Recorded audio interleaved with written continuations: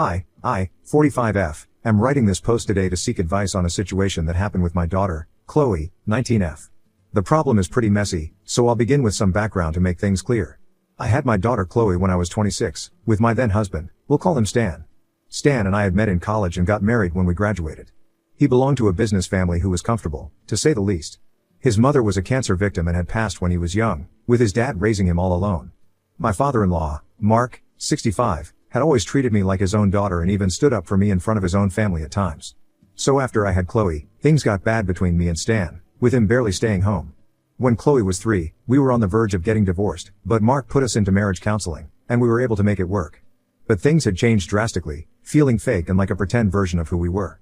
The time before the divorce had also affected Chloe a lot, so Stan and I decided to be civil to each other and make our marriage work for our daughter.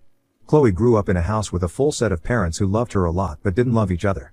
Stan was handling his family business, and I was working as a graphic designer, both contributing to the household so that Chloe would never feel a day of financial adversity, and she turned out to be a good child, making things work for herself.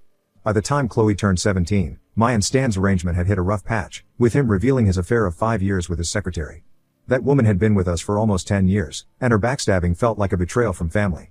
It stirred up a lot of drama at our house, with Mark almost kicking Stan out of his will over his reckless behavior. I decided from that day on to separate from Stan and finally file for a divorce because I was too tired to continue the charade. Chloe didn't say anything but surely felt the brunt of it because she was the one who had to shift homes every weekend, living mostly with her dad and his side piece. After all, his house was closer to the school. I tried to do whatever I could to make it easy for her, from providing her with the best of everything to making sure I wasn't having fights whenever I saw Stan. By the final year of high school, Chloe had decided to get into the family business just like her father and grandfather, and Mark had secretly told me that he was planning on opening a new company under Chloe's name and handing it over to her after she graduated from college. She had worked extremely hard all that school year and was able to get into a decent business school. She wasn't able to get any scholarship or financial aid and was expecting us to pay, which I was willing to do as a parent by giving half the tuition, with Stan giving the other half. During this time, Stan's side piece had announced her pregnancy. I had started saving up, and after gathering funds from my other savings, I was able to collect the 50%. An incident happened during her final year, which led to us having some distance. So, as I mentioned, I had paid extra attention to being there for Chloe after my and Stan's separation. Chloe plays excellent piano and had a talent show for the seniors. It was on a weekday, so both Stan and I had decided to attend. On the day of the event, I got stuck at work due to some reason and called Stan to ask if he was there at Chloe's recital. He told me that he was also with his girlfriend at the hospital because the doctor's visit had taken longer than expected and thought it was okay because I was there. I panicked at the thought and called Mark to ask if he could go to the recital, but he didn't answer his phone as well. Both Stan and I rushed out of our situation as fast as we could and reached by the end of the show. Chloe had won but had no one from her family there, so we found her heading home on her own. When she saw us, she quietly got in the car, and we tried to ask her about it, to which she replied pretty rudely, which was fair. When I was about to drop her and Stan at his house, she made a remark about how it was okay for him to be late because he was looking after the mother of his child, whereas I prioritized work over my child. I was very hurt by this but didn't say anything because I knew this was coming from a place of hurt.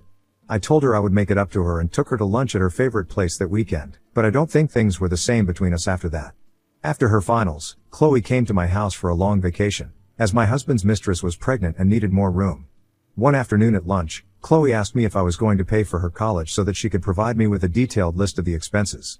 I told her that I was going to pay half the tuition, considering her father was also going to contribute his share. She said that with a new child coming into his family, it was kind of obvious that he wasn't going to pay such a huge amount. I was a little stressed at this and told Chloe that I didn't have that kind of money and that it wasn't fair of Stan to practically throw away his first child just because another one was on the way. She replied that she was okay with her dad not being able to pay and had no grudges against him or his girlfriend, and practically begged me to find a way to help her pay, or she would have to get a student loan. I suggested that the loan was a good idea because we actually lacked funds, but she got upset and left. I think she was expecting me to pay for it all instead of having her take a loan. I thought I should give her the space she needed and didn't initiate a conversation with her for the rest of the day. The next whole morning, Chloe was missing, so I called her and got to know that she was out with a friend and would be home soon. She came back around lunchtime and was looking very excited when she approached me. I asked her the reason for her happiness, and she proceeded to place this necklace on my table. The necklace she placed was a blue sapphire necklace that belonged to my late mother. We weren't rich or even comfortable back when I was a child, and this pretty expensive necklace, which had been passed down in our family since my great-great-grandma, was considered a lucky charm. I asked Chloe where she found the necklace, and she told me it was in the attic with my mom's other stuff. She said she got the necklace checked by a friend and realized it was valued a lot. She continued that now I could pay her college fees in full by selling this necklace. I was taken aback by her statement because this was something passed on to me and had been in my family for generations, and it felt weird that my own daughter, who was going to inherit this in the future, wanted me to sell it when it wasn't even necessary. I looked at Chloe and how excited she was, but I decided to break her excitement by telling her that there was no way I was going to sell this family heirloom, as it was sentimental. She came up with the argument about it being of no use if it couldn't help her as she was family, but I very sternly said no to her and wished for no further discussion on this. She got upset and went to her room, and when I went to check in on her, she was packing her bags to stay with her dad. I tried to convince her that it wasn't as big of a deal and that we could find a way out, but she straight up said no and left. Chloe's graduation day was approaching, and I obviously was expecting an invite to her school, but what I received was an invite for the after-party organized at Stan's house.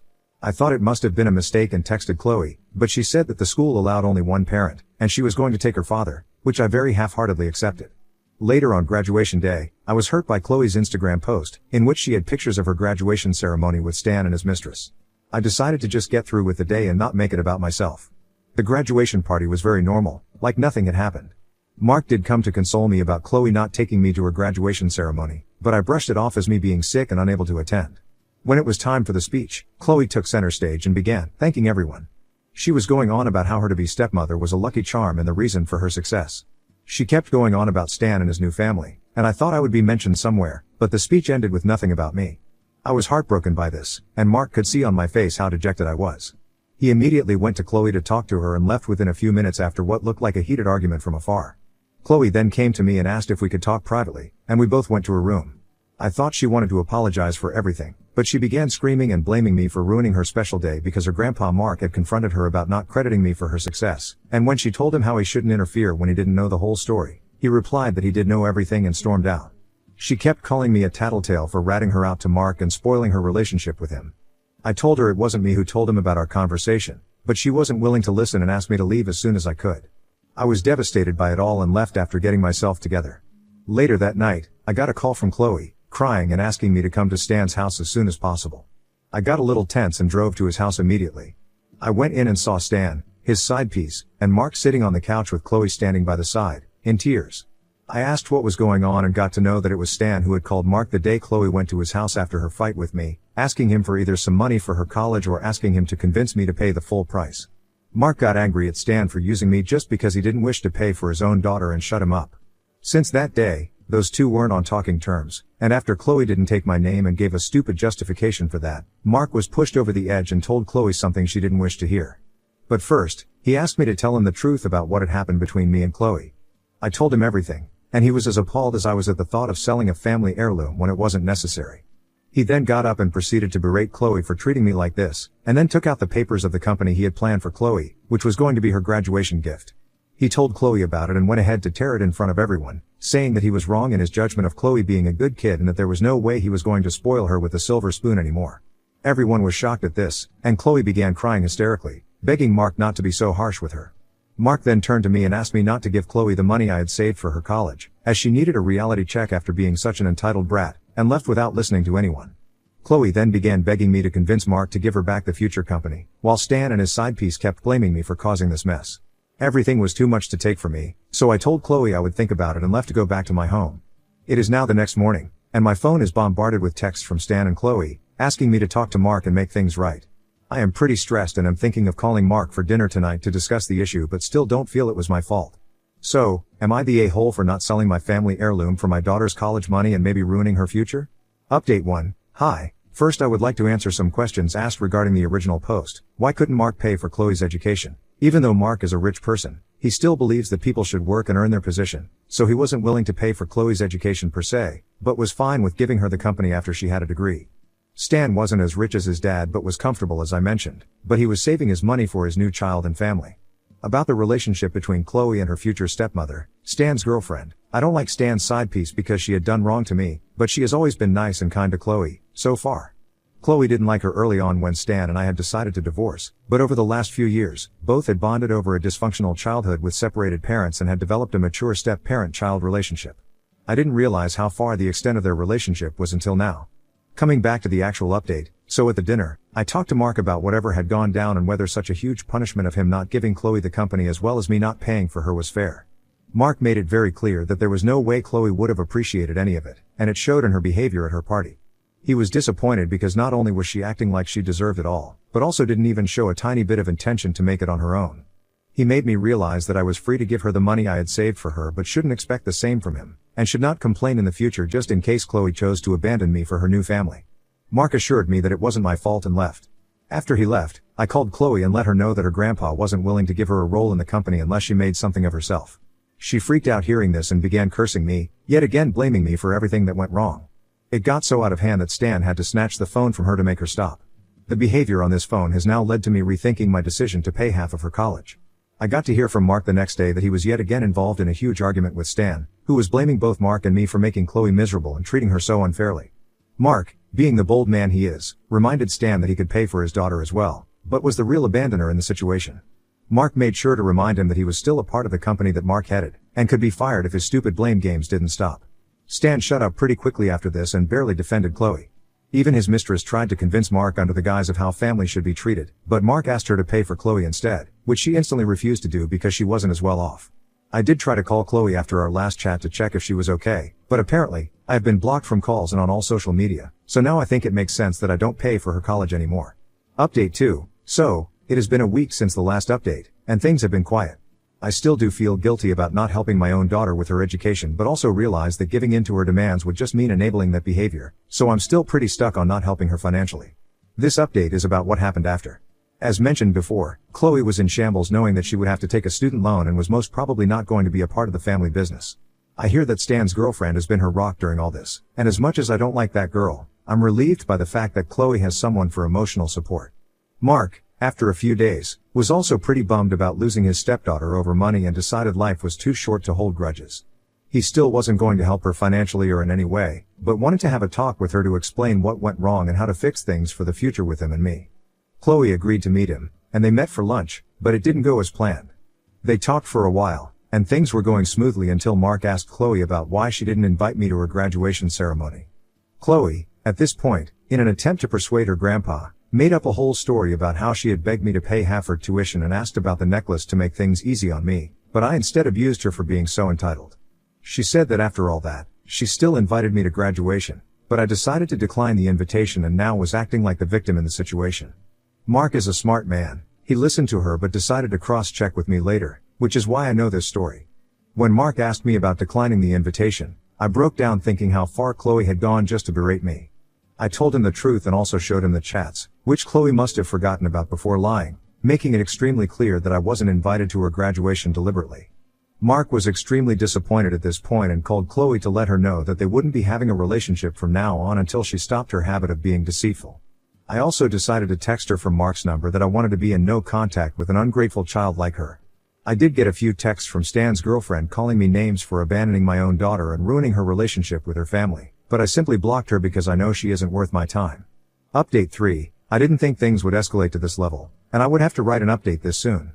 So after Chloe's conversation with Mark, she realized that the only way to get sympathy in this situation was to come up with a false narrative and spread it.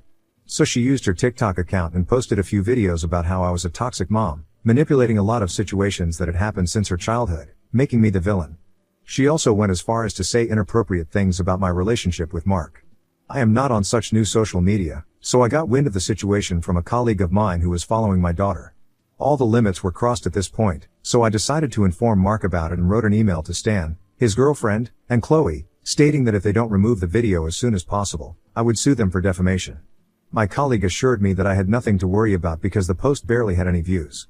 Mark, upon realizing what had gone down, decided to send an email similar to mine to Chloe.